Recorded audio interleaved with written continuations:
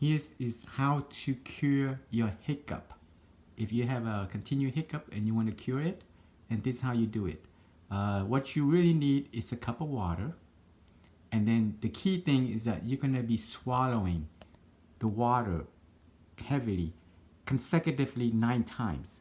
And we're going to show you how to do it. First, you put the cup of water into your mouth and put the water into your mouth the whole time there. And then once you start it, you're going to swallow heavily each time at one time. 1, 2, 3, 4, 5, 6, 7, 8, 9, 10.